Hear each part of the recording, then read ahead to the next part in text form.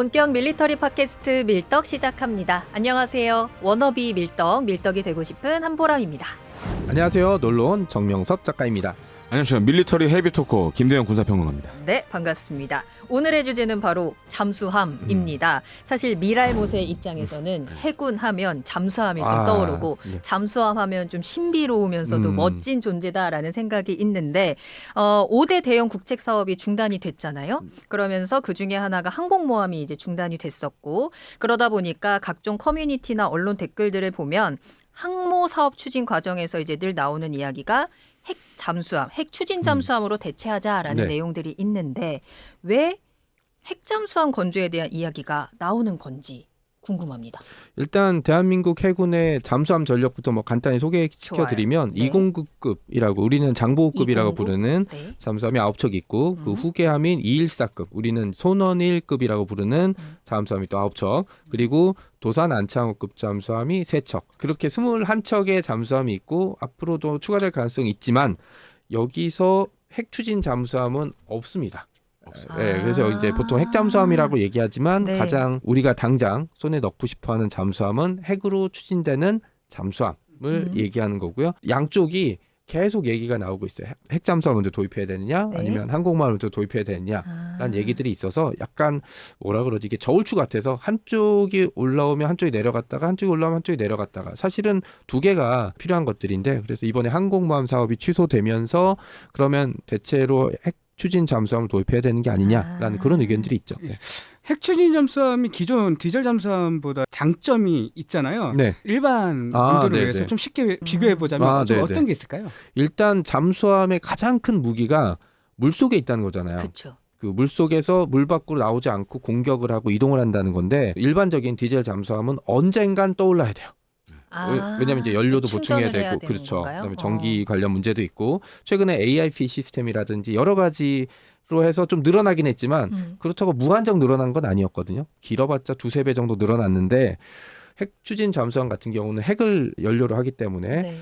원하면 이 연료가 떨어질 때까지 물속에 있을 수 있어요. 근데 물속에 이것도 쭉 언젠가는 연료가 떨어지는 거 아니에요? 이거는 보통 10년 정도 걸리기 때문에 물론 10년 동안 잠수함이 물속에 있지는 못하겠지만 네. 원하는 왜냐하면 시점. 보급도 받아야 그렇죠. 되고 하니까. 사람이 안에 10년 동안 그 잠수함에서 못 그렇죠. 나오고 있으면 좀 미치긴 하죠. 좀 크지도 않은데 그런 문제들이 이제 이런 은밀성 그다음에 물속에서 원하는 거리까지 들키지 않고 쭉 이동할 수 있어요. 예를 들어 디젤 잠수함 같은 경우 중간에 보급 때문에 어디선가에 올라와서 다시 이동해야 되는데 핵잠수함 같은 경우는 그냥 뭐 한 2-3주 정도 물속에서 안 나오고 원하는 거리까지 쭉 갈 수 있죠. 네. 그리고 속도도 빠르다면서요. 그렇죠. 실제로 잠수함 함장을 하셨던 분들 얘기 들어보면 이 얘기를 하시더라고요. 디젤 잠수함들은 뭐 앞서도 설명 잘해주셨지만 이 원자력 잠수함 특히 핵추진 잠수함은 예를 들어 잠수함과 잠수함이 교전할 때 원하는 속도를 얼마든지 낼 수 있어요. 그러니까 자동차로 비하면 스포츠카 같이로 막 확 밟았다가 빠르게 가는 네. 거지.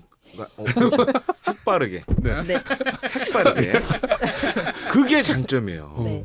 그래서 잠수함 함장 하셨던 분들 얘기는 이래서 필요하다. 근데 이제 충전할 필요도 네. 없고 뭐 그런 이제 특징들이 꼽히고 참고로 지난해 11월에 하나오션 이제 거제 사업장 가서 여기서만 이제 말씀드리는데 장보고 3 배치 2 선도함을 가서 봤어요. 그래서 저도 보고 깜짝 놀랐는데 왜냐면 제가 209급도 거제에서 본 적 있고 214도 이렇게 네. 지상에 올라와 있는 거. 네. 근데 이 장보고 3 배치 2는 거의 209급 2배 사이즈더라고요. 거의. 그렇죠. 네. 네. 그리고 이제 발사관도 있고, 많고 네. 오죽하면 뭐 이건 썰이지만 해군에서 야 우리가 너무 발사관을 많이 넣은 것 같은데 약간 이런 네. 얘기도 나와요. 솔직히. 그래서 이제 봤는데 진짜 야 이건 한국이 만든 붉은 시오로네.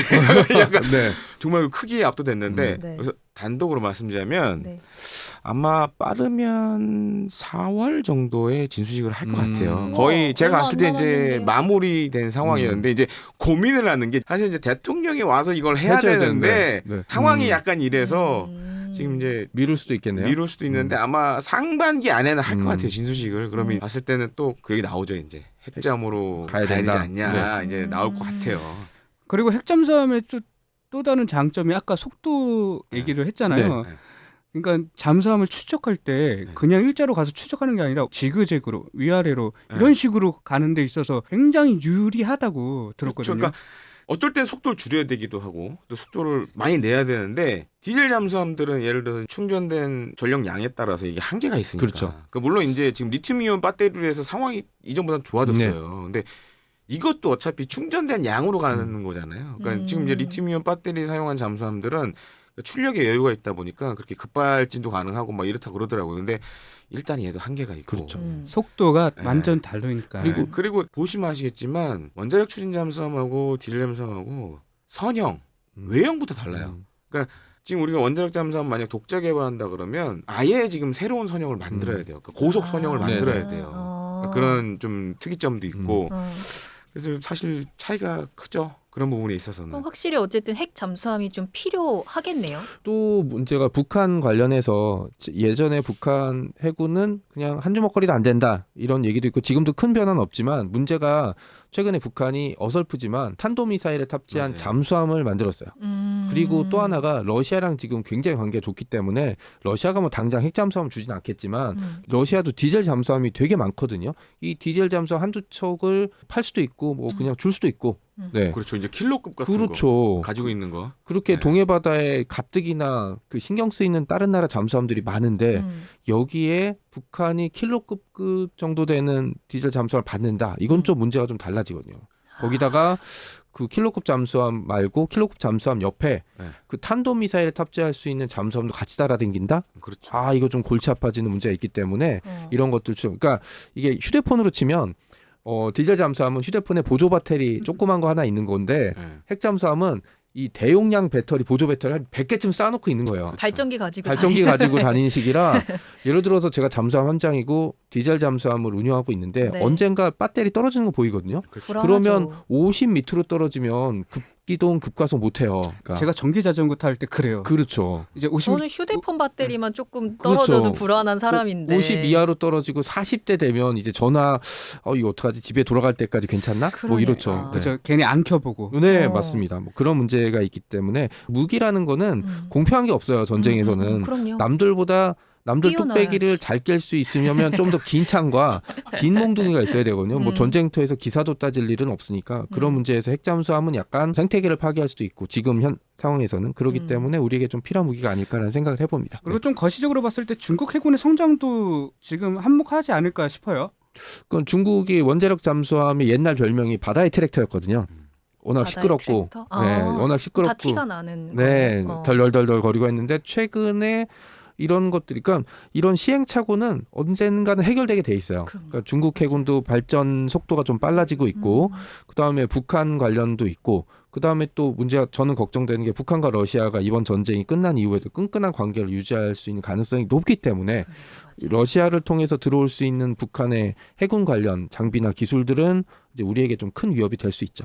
그래서 지금 중국 해군 이제 원자력 잠수함 얘기를 해주셔서 사실 아마 17년으로 기억이 되는데 그 중국 칭다오에 가면 해군 박물관이 있어요. 그래서 그때 갔을 때 중국 해군 최초의 공격 원잠이 이제 퇴역해서 거기 전시를 해놨거든요. 되게 웃긴 게 그 전시관 들어갈 때도 입장료를 내야 되지만 그 안에 들어가려면 잠수함 안에. 네, 그래서 우리나라 돈으로 한 3만 원 좀 넘게 내면 네. 그 비싸다. 안에 들어갈 수가 있어요. 오. 그래서 안에 들어가서 봤는데 깜짝 놀랐어요. 왜요? 왜요? 겉은 그 우리가 아는 이제 그 잠수함. 그런, 공격 원잠 물방울형 네. 되는데 안에는 거의 유보트예요. 그냥 그래서 야 이거 뭐 왜 이렇게 만들었지 봤는데 유보트가 뭐예요? 2차 세계대전 때 쓰던 잠수함처럼 어. 안에가 그렇게 현대화돼 있진 않았더라고요. 아, 그래요? 네. 완전 구식. 구닥다리였어요. 그래요? 그래서 어. 야 이걸 왜 이렇게 만들었지 해가지고 사실 이제 유튜브 통해서 중국 CCTV에 네. 나온 다큐들을 이제 찾아서 이제 봤더니 시행착오 얘기했잖아요. 그러니까 그때 이제 원자력 잠수함 만들어야 되는데 해보질 않았으니까. 그렇죠. 네, 그러니까 일단 선형부터 문제가 생긴 거예요. 그래서 어떻게 했냐면 미국에 나가 있는 중국 외교관에게 부탁을 해가지고 장난감 가게에서 그 원자력 잠수함 가게 모형을 프라모델. 사가지고 네. 그걸 기반으로 만든 거예요. 오. 그게 다큐에 나와요.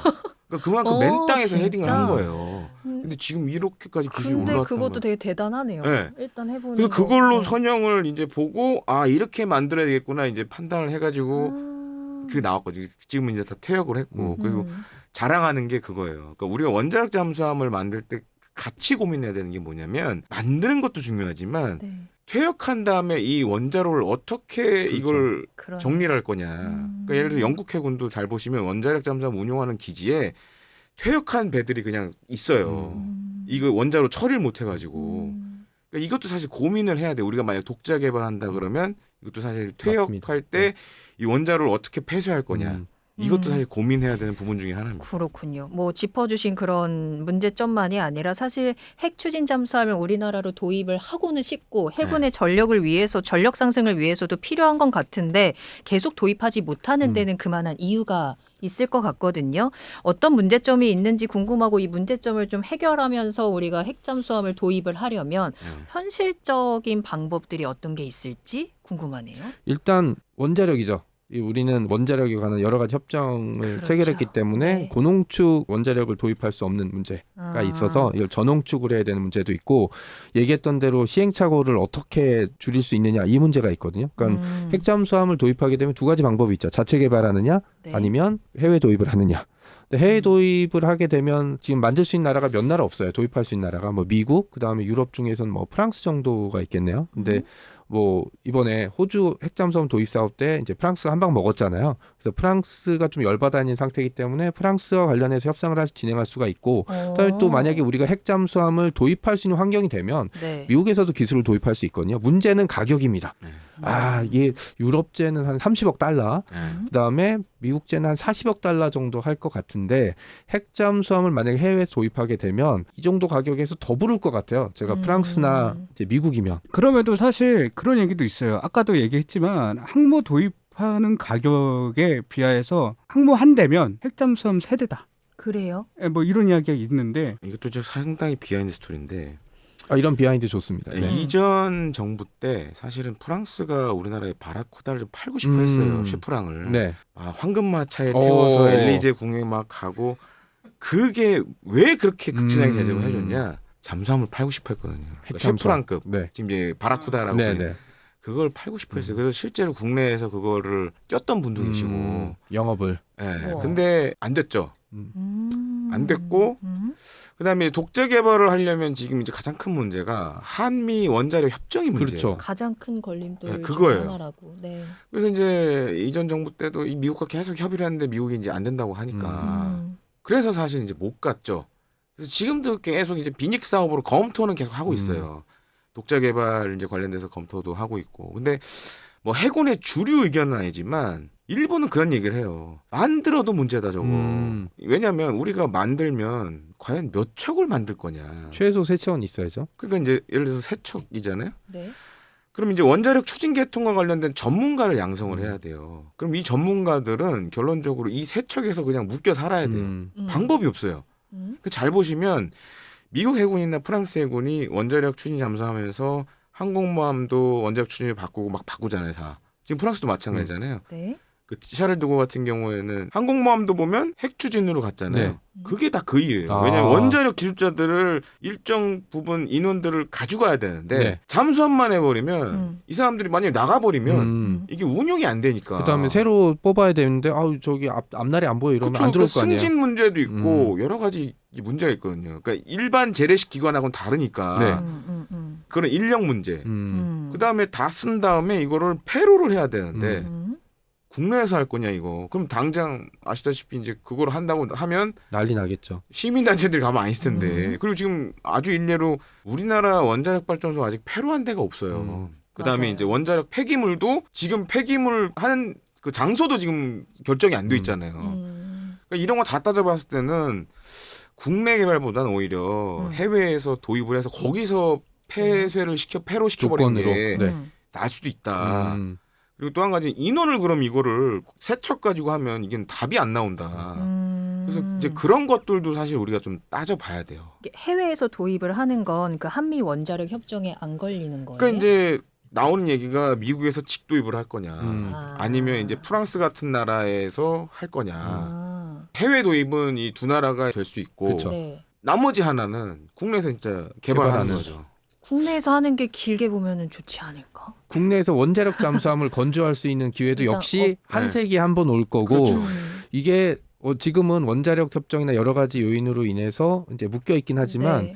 환경의 변화라는 건 기술의 변화는 시간이라든지 자금이 들어가지만 환경의 변화, 그러니까 예를 들어 어떤 정책이라든지 아니면 기조의 변화는 한순간에 바뀔 수 있어요. 미사일 사거리 협정도 미국에서 그냥 오케이 그냥 해라고 하니까 우리가 야 그런 농담 있잖아요. 미국에서 야 우리가 협정 풀어주면 얼마나 걸려 하니까 한국에서 5 그래서 5년 뭐 그 정도면 했더니 4 3, 2, 1 하니까 그냥 미사일이 확 날아가는 그런 게 나오거든요. 그렇게 준비되어 있는 것들이 있기 때문에 이런 네. 변화에 대처하는 것도 한 가지 방식이라 그러면 저 같으면은 여러 가지 무리수가 있지만 그래도 국내 개발로 가야죠. 그래서 저는 한 가지 이제 가능성으로 보는 게 뭐냐면 SMR. 스마트 원자력. 네, 왜냐하면 SMR 같은 경우에는 네. 어차피 이 상업용 상선들도 네. 쓰려고 하잖아요. 그렇죠. 거기다가 SMR 플러스로 뭘 할 수 있냐? 지금 리튬 이온은 사실 좀 불안정성이 높아요. 근데 전고체로 가면 네. 얘기가 달라져요. 전고체 배터리. 그러니까 네.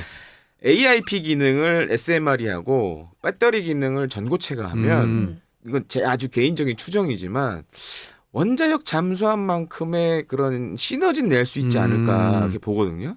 그래서 그렇게 되면 자연스럽게 우리가 원자력 잠수함으로 넘어갈 수 있는 좀 계기가 마련될 수도 있고 사실 이제 전고체 배터리는 상용화가 몇 년 안 남았기 때문에 네. 뭐 지금 이제 뭐 장보고 배치4도 사실 그걸 염두에 두고 있고 근데 거기다 만약에 SMR까지 얹어버리면 상황은 좀 많이 달라질 수 있죠. 그렇죠. 네. SMR을 사실 활용할 때가 굉장히 많잖아요. 맞습니다. 네. 특히나 최근에 우리가 다뤘던 것 중에 레이저 관련돼서 그렇죠. 레이저 방공도 기술이 분명 들어갈 거고 소형모듈 원자로가 사용되는 부분들이 굉장히 많을 텐데 만약에 항모 사업이 다시 부활을 해서 진행이 된다면 분명 거기다 저는 탑재할 거라고 보거든요.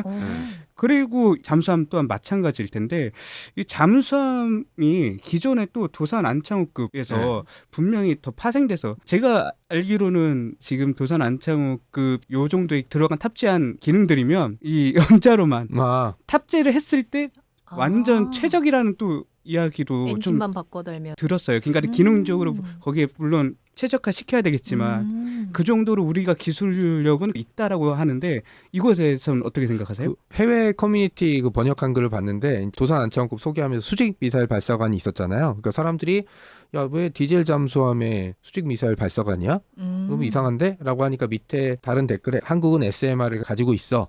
그거만 탑재하면 뭐 원자력 잠수함이야 이렇게 이런 식으로 얘기가 넘어갈 수 있는 부분이 있는 게 우리나라의 주변에 둘러싼 안보 환경이라는 게 진짜 험난해요. 주변에 미친놈들 투성이 제정신이 아닌 사람들이 점점 늘어나고 있어요. 그리고 우리는 가지고 있는 게 점점 늘어나잖아요. 많이 가지고 있는 사람이 제일 조심해야 될 게 가진 거 없는 미친놈이거든요. 우리 집은 막 이렇게 그러니까 우리 담장도 높여야 되고 경비 시스템 도입해야 되고 하는 게 사실 그 사람이 무서워서가 아니라 이 사람이 칠 깽판이 두려워서 그런 거거든요. 이 사람이 우리 집 벽에 똥칠하고 잃을 게 없는 사람. 오줌 싸고 이러면 이거 굉장히 망신살이 뻗치기 때문에 그리고 예전에는 냉전이 끝나고 평화가 찾아올 거라고 했지만 지금 우크라이나 러시아 전쟁이 끝나면 저는 다음 스팟은 대만이라고 보거든요. 그리고 러시아가 지금 이렇게 빠지고 나면 중국이 보고 배울 거 아니에요. 어떤 식으로 치고 나갈지에 대한 얘기들도 이제 대만에서 시험하게 되면 우리도 시험대에 오르게 돼 있어요. 갑자기 궁금한 게 있는데 호주가 지원받잖아요. 이것은 우리가 가능하진 않을 거라고 생각하는데 오커스는 좀 네. 특수성이 있고 사실 그래요. 미국이 좀 이제는 생각의 전환을 좀 해야 되는 거 아니냐. 그렇죠. 예를 들어서 그냥 오커스처럼 일본이나 한국에 배를 좀 해서 주든가. 그럼 이제 각자 나라 장비 달면 그렇죠. 되니까. 사실 이제 프랑스가 바라쿠다 팔려고 했던 것도 사실 비슷한 생각이거든요. 잠수함 팔고 안에 들어가는 건 니네 거 다 써. 그렇게 하자라는 게 컨셉이었는데 미국 입장에서는 그렇게 되면 잘하면 일본하고 한국이 말을 안 들을 수도 있다. 그렇죠. 이제 그런 생각 갖고 있는 거고 이제 SMR 관련돼서는 사실은 지금 중국은 준비를 하고 있어요. SMR을 쓰는 원잠을 좀 생각을 하고 있고 그래서 이 말씀을 좀 드리고 싶어요. 그러니까 우리가 너무 핵잠에 대해서 공개적으로 얘기하는 것보다는 오히려 SMR을 빨리 실용화하는 걸 얘기했으면 좋겠어요. 그러면 사실 이게 문제가 안 되는데 자꾸 핵잠을 공개적으로 얘기하다 보면 이제 미국도 심기가 불편해지고 그렇죠. 그럼 만약에 SMR 상용화를 해서 이제 예를 들어 선박에 적용을 해서 잘 쓰다가 얘가 좀 안정성도 있고 괜찮네 그때 옮겨오면 되거든요. 그러면 이제 문제가 안 되는데 너무 초반부터 뭐 핵잠을 해야 된다 막 이렇게 얘기하면 미국도 부담스러워요. 심리전을 좀 네, 해야겠네요. 그래서 이제 핵잠을 대놓고 얘기하기보다는 네. 오히려 우리가 지금 할 수 있는 거 먼저 차근차근 단계를 쌓아가면 그냥 자연스럽게 갈 수 그렇죠. 있지 않나 좀 이렇게 보고 있습니다. 예, 아무래도 최근에 이런 얘기가 나와서 그런 것 같아요. 미국 국방부 차관이 한국도 핵 무기 보유 맞아요. 뭐 네. 하면 좋지 않을까라는 네. 물음표를 그러니까. 찍었거든요. 근데 그러다 이제 보니까 이제 이런 얘기까지 나온 것 같아요. 사실은 그거 관련돼서 이제 워싱턴에서 그렇게 생각하는 사람들이 있어요. 그게 다수 의견은 아닙니다. 소수 중에 차라리 그냥 한국, 일본, 뭐 대만 이런 나라가 핵무기 다 가지면 중국이나 뭐 이런 꼼짝달싹 그치. 힘든데 이 기회에 다 가져라라는 주장을 하는 사람도 네. 있어요. 근데, 아직은 소수죠. 근데 이제 문제가 과연 이제 미국의 주류가 그걸 어떻게 음. 받아들이냐라는 문제도 남아 있고 음. 우리나라 같은 경우는 저는 사실 그게 제일 크다고 생각하는데 우리나라 핵무기를 만들어도 음. 어디선가 한 번은 실험을 해봐야 될 거 그렇죠. 아니에요. 네. 안 그러면 뭐 특정 지역을 얘기해서 좀 예민하게 할 수도 있는데 어디 강원도 저기 그 폐광된 그런 데다가 네. 땅 파서 지하 핵실험을 하든가 해야 되는데 아니면 바다에서 하든가 그럼 과연 그거를 받아들일 수 있겠냐라는 문제도 있고 사실 하지만 쉽지 않아요. 있으면 좋다. 그러니까. 좋게 하죠. 다들 답변이 그럼에도 있으면 좋다라는 답변. 왜냐하면 우리가 우크라이나 사태만 봐도 네. 분명 알 수 있잖아요. 이번에 젤렌스키가 얼마나 만약에 핵무기 한 개라도 갖고 있었다면 맞아. 과연 그렇게 나왔을까라는 그런 의견들도 많더라고요. 사실 저도 그 비슷한 생각인데 우리가 뭐 한 100발만 있으면 되는 거 아니에요, 음. 솔직히. 많이 없이 그렇죠. 그냥 100발만 세팅해 놓으면 누가 와서 못 건드릴 거 아니에요. 네, 네. 그러니까 가지고 있다는 것만으로도 덤비면 든든한 죽어. 거죠. 그러니까 프랑스가 그런 식이잖아요. 프랑스가 음. 보면 SLBM도 있고 그다음에 이제 라팔에 쏘는 그렇죠. 공대지 램제트 핵미사일도 갖고 있고 음. 사실은 그게 굉장히 좋은 모델이거든요. 맞습니다. 그래서 그러니까 확실히 이 핵 잠수함이 도입이 되면 우리 군 전력에 진짜 확실하게 좀 업그레이드가 좀 될 것 같은데 네. 이런 효과가 있을 것이다. 간단하게 뭐 정리해 볼까요? 길게 할 거 없이 핵잠수함이라고 우리가 계속 얘기한 이유는 여기에 들어갈 미사일 때문이죠. 네, 이게 뭐 핵추진 잠수함이 여러 가지 장점이 있지만 이 장점들은 요 미사일, 그러니까 소위 얘기한 핵미사일이 탑재되면은 완벽한 시너지 효과가 날 수 있는 지점. 그리고 우리가 핵무기를 지금 만들지 못하는 건 아니잖아요. 기술은 그러니까요. 가지고 있죠. 협정에 묶여 있는데 음. 이 협정이 예를 들어서 다음날 내일 없어질 수 있어요. 그러면 최대한 빨리 만들어야 되고 네. 그러면 지상 발사형보다는 잠수함에 탑재해서 바다 위를 돌아다니게 하는 게 상대방이 직접적인 위협을 느낄 수 있는, 그리고 지상 발사 체계는 어디에서 발사하는지 예측이 어느 정도 가능하거든요. 바다 물속은 모르죠. 그런 지점들이 있기 때문에 뭐 아주 간단히 말씀드릴게요. 핵추진 잠수함의 가장 큰 장점은 거기에 들어갈 수 있는 핵미사일이다. 미사일. 네. 그러니까 이제 요거 네. 생각하셔야 돼요. 그러니까 일부에서 약간 혼돈하시는 게 있어요. 어떤 걸 혼돈하시냐면 마치 원자력 추진 잠수함을 가지면 우리가 뭔가 핵 억제력을 갖는다고 그렇죠. 생각하시는 분들이 있어요. 네, 근데 그건 아니에요. 그렇죠. 분명히. 네. 그러니까 이거는 별개의 사항입니다. 그러니까 우리가 만약에 핵을 갖게 되면 SLBM, 핵탄두를 가진 SLBM을 원자력 추진 잠수함에 넣으면 되는 거고 네. 그때는 이제 정말 큰 진정한, 억제력을 네. 발휘하는 거고 그러니까 프랑스처럼 예를 들어 우리도 이제 KF-12 보라매에 핵미사일을 탑재하는 방법도 될 수 있고 지상에 쏘는 것도 그러면 이제 자연스럽게 뉴클리어 트라이드가 그렇죠. 생각이 되는 거거든요. 그래서 그런 측면에서 우리가 장기적으로 꾸준히 생각을 해야 된다. 다만 조용히. 대놓고 핵잠수함 하자는 얘기 좀 안 했으면 좋겠어요. 네, 네. 예. 마지막으로 이제 이 말씀 드리고 싶습니다. 알겠습니다. 확실히 핵잠수함을 도입이 좀 필요하기도 한 것 같고 했으면 좋겠습니다만 이 도입을 위해서 좀 넘어야 될 산들이 많은 것 같은데 이 산을 넘어갈 것이냐 아니면 돌아갈 것이냐 그 방법들에 대한 이야기를 좀 나눠봤습니다. 여러분들의 의견도 남겨주시고요. 자, 그럼 밀리터리 팟캐스트 밀떡 오늘은 여기서 마치겠습니다. 저희는 다음에 다시 돌아올게요. 함께해 주셔서 감사합니다. 다음에 만나요. 안녕.